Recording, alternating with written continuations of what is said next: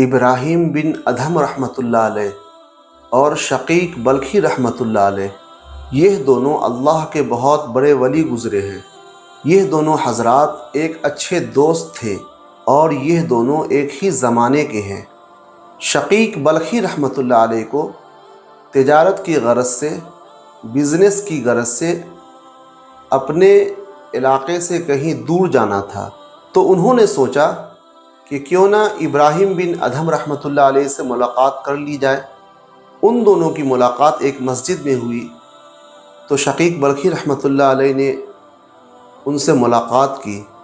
جب شقیق بلخی رحمۃ اللہ علیہ اپنے علاقے سے باہر نکلے، کچھ دور جا کر ایک درخت نظر آیا تو شقیق بلخی رحمۃ اللہ علیہ نے سوچا کہ کیوں نہ یہاں کچھ دیر آرام کر لیا جائے تاکہ آگے کا سفر کچھ آسان ہو جائے۔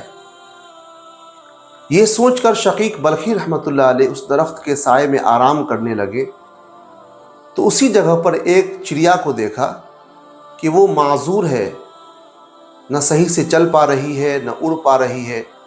تو ان کے ذہن میں ایک سوال پیدا ہوا کہ آخر یہ چڑیا کھاتی کہاں سے ہے اور پیتی کہاں سے ہے۔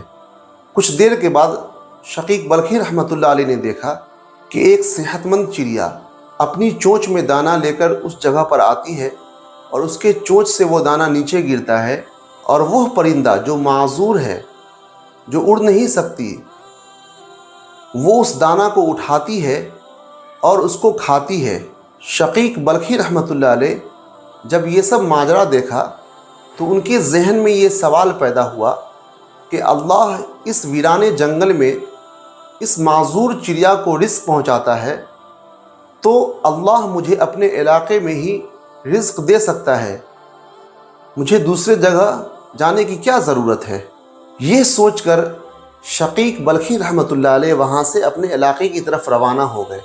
پھر ان کی ملاقات ابراہیم بن ادھم رحمۃ اللہ علیہ سے مسجد میں ہوئی تو ابراہیم بن ادھم رحمۃ اللہ علیہ ان کو دیکھ کر بڑا تعجب میں پڑ گئے کہ شقیق تم تو تجارت کی غرض سے باہر گئے تھے۔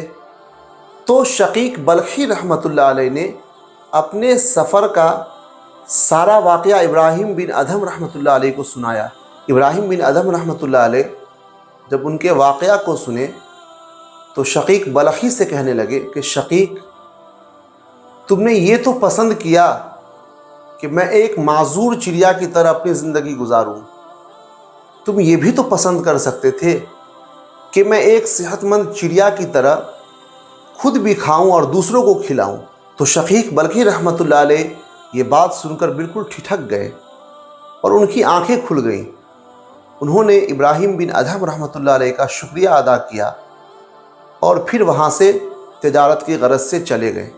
اس واقعہ میں ہمارے نوجوان نسل کے لیے ایک میسج ہے، جو بھری جوانی میں اس بیمار چڑیا کی طرح اپنے بوڑھے ماں باپ پر بوجھ بنے ہوئے ہیں اور وہ یہ سوچتے ہیں کہ میرے لیے کہیں سے منو سلوہ نازل ہو جائے۔ ایسے لوگ کھانے کے لیے تو محنت کرتے ہیں لیکن رزق حاصل کرنے کے لیے یہ لوگ محنت نہیں کرنا چاہتے۔